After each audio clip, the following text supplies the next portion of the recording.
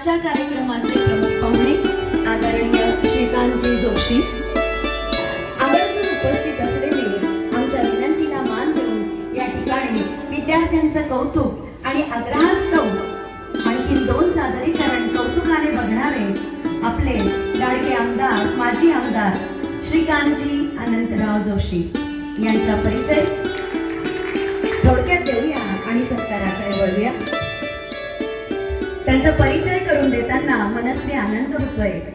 शैक्षणिक, सामाजिक, आर्थिक, सांस्कृतिक, क्रीडा आणि राजकीय या सर्वच क्षेत्रामध्ये त्यांच्या कर्तृत्वाचा वारू हा चौफेर प्रगती करतो आहे.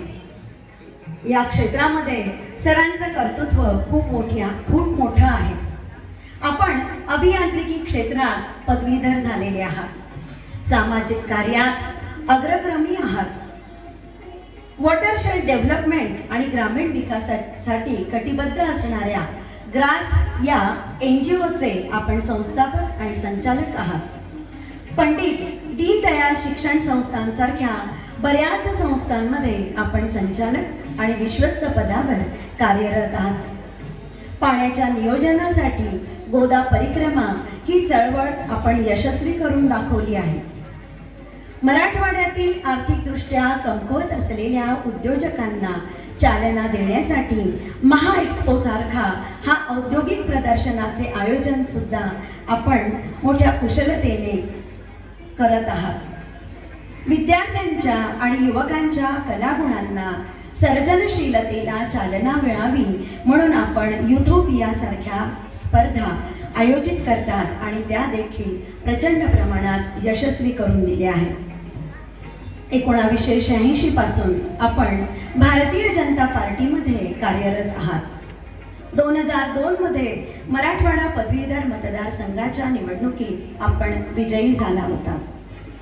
महाराष्ट्र विधान परिषदेत आपण कार्यरत आहात.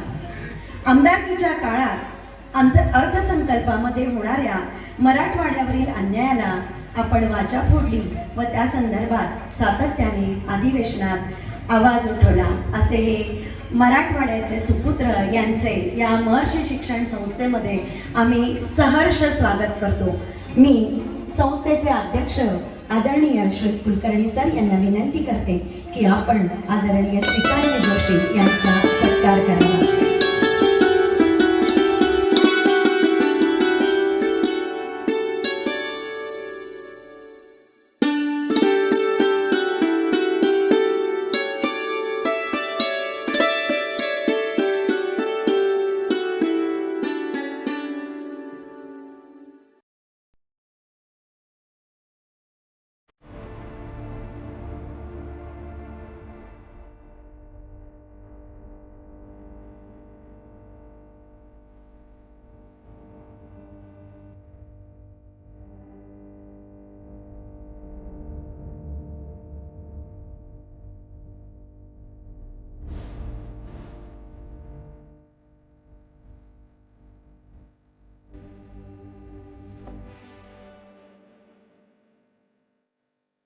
लोकसाहित्य, लोकसंगीत आणि जुन्या वेगवेगळ्या समाजाच्या ज्या गोष्टी आहेत त्याच्यामध्ये बरंच विचारलंस म्हणून मला एक 15 मिनिटं त्यांनी अनुभव सांगितले.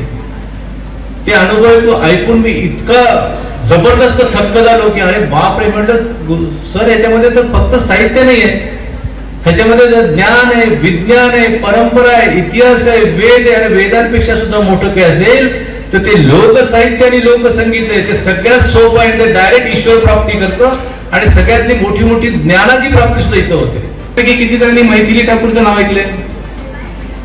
हात करा, वर करा, बरं घाबरू नका. मी फक्त हात वर करायला सांगतो, शिक्षक म्हणून नाही. कोण आहे मैथिली ठाकूर? असं कधी फार सुंदर गायिका नाही, आवाज साधा आहे, दिसायला पण सर्वसाधारण आहे. आणि लाखो चाहते झालेले बिहार सारख्या सगळ्यात अवघड मतदारसंघात तिथं भारतीय जनता पार्टीला कधीही यश मिळालं नाही. तिथे ही 20-25 वर्षाची चिमोडी निवडून आली. तिच्यापेक्षा आपल्या कितीतरी मुली चांगल्या गाणं म्हणत होत्या. मैथिली ठाकूरच्या सहज हरवतील अशा कितीतरी तुमच्यापैकी मुली आहेत, गाणारे गाणारे, नृत्य करणारे आहेत. पण तिथे गाणं मी परवा ऐकलं, मनी नाही पावं आणि देवा मला पावं, आशाने देव भेटायचं नाही नाही रे. तुमच्यापैकी ऐकलंय की ना सगळ्यांनी? देव बाजारचं भाजीपाला ऐकलं.